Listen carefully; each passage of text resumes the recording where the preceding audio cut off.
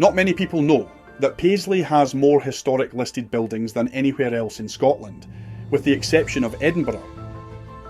And whilst the town has suffered from post-industrial decline, which has impacted many other towns around Scotland and contributed to a lingering negative perception about this remarkable town, this film will showcase a very different Paisley to the often repeated stereotypes. Despite claims to the contrary, Paisley is safer than Dundee, Edinburgh or Glasgow with relatively low crime rates. With so many spectacular buildings and an amazing history, Paisley should most definitely be included in your travel itinerary. We're going to explore Paisley's rich history, some interesting facts, and visit some more amazing locations around the town. Join us on our tour of phenomenal Paisley. If you're new to the channel, click subscribe now and hit that notification bell to be notified of more great content from the Scotland channel.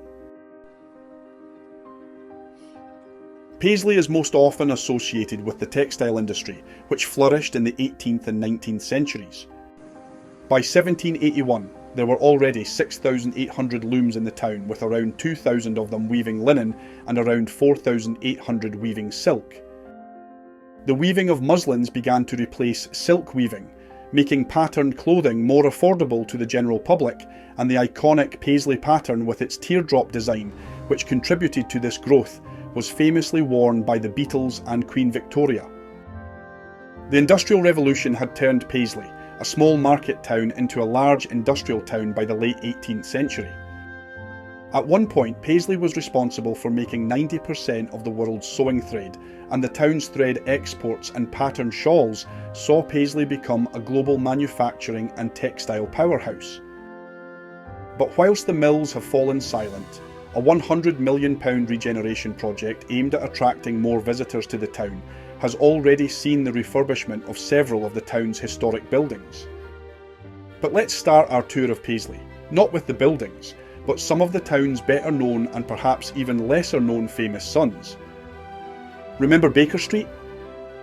The London home to the famous fictional detective Sherlock Holmes, created by Scots author Sir Arthur Conan Doyle, is also the title of the 1978 hit by Paisley-born singer-musician Gerry Rafferty, whose other hits included Right Down the Line, Night Owl and Days Gone Down. A mural to the great musician can be found in the town's Browns Lane. Paisley is also the birthplace of James Goodfellow, the inventor of ATM machines. But the list of famous sons and daughters of Paisley doesn't end there. Actors David Tennant, Gerard Butler, Fulton Mackay, Tom Conti, John Bell, Tom Ury, Niamh Mackintosh and Phyllis Logan all hail from this remarkable town, as did lawyer Ian Hamilton KC, who is best known for his part in the return of the Stone of Destiny to Scotland in 1950. Although Paisley is probably best known for its textile industry, alluded to by the Paisley pattern design in the local council's logo, it also played a big role in the Scottish automotive industry, at the heart of which was Scotland's pioneering car manufacturer Arrol-Johnston, which operated between 1895 to 1931. The company produced one of Britain's first automobiles, engineering off-road vehicles for Egypt, and even designing a car for Ernest Shackleton's Antarctic expedition. In the early 19th century, during the height of the town's textile industry, Paisley gained a reputation as a radical town, as weavers fought for better rights and working conditions.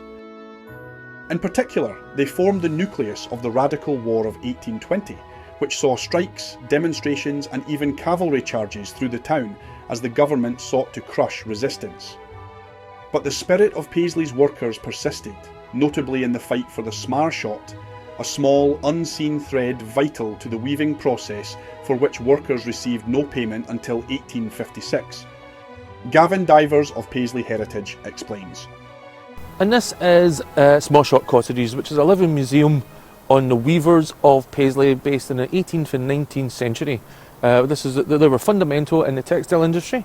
The Sma Shot individuals were individuals that had a bit of material that would keep all the shawls together, obviously the famous Paisley shawl, but they didn't get paid for that material because that bit of material was hidden, so the manufacturers deemed it not essential to pay because it wasn't visible. So there was campaigning to make a difference, and they were successful in making a difference to get paid for that material, and as a result we now have Sma Shot Day, which is celebrated the first week of July of every year, and it's one of the biggest employment rights campaigns in the whole of Scotland. And yes, and also have the burning of the cork on that day to celebrate the difference they made.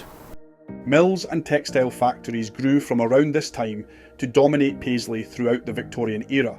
Mills including Anchor, Seedhill, Atlantic, Pacific, Mile End, Ferguslie and Underwood Mill, which began as a cotton mill but transformed into a thread mill in the 1860s, falling into disuse in the 1970s.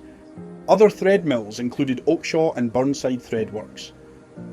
The last Paisley mill to close was the Anchor Mill in 1993, and Coates plc, now headquartered in London, makes most of its products in Mexico, China, India, Pakistan, Turkey and Rhode Island, USA. The building today has been converted into 60 flats and also houses the Abbey Mill Business Centre. Paisley's 280 listed buildings include the former Anchor, Mile End and Ferguslie Mills, which still survive today. Other notable listed buildings include Scotland's fourth busiest railway station with more than 5 million passengers a year, Paisley Gilmour Street. The station is busier than Edinburgh's Haymarket station and the stations at Aberdeen and Dundee. Built in the style of a castle, the station was opened on July 14, 1840 by the Glasgow Paisley Kilmarnock and Ayr Railway Company and the Glasgow Paisley and Greenock Railway, although the latter did not run services until the following year due to construction difficulties at Bishopton. Gilmour Street is one of 4 railway stations still serving the town, quite unusual as most towns are lucky if they even have one station left after the beaching cuts of the 1960s. Paisley also has the oldest public observatory in Scotland, the Category A listed Coates Observatory, with its remarkable collection of astronomical artefacts. Opened to the public in 1883, a small accompanying single-storey building called Transit House was also built to house an astronomical clock and a photographic darkroom. The observatory has been closed since 2021 as part of the Paisley Reimagined Transformation project and is due to open again later this year. With so many historic buildings to discover, Paisley will surely continue to surprise and inspire visitors.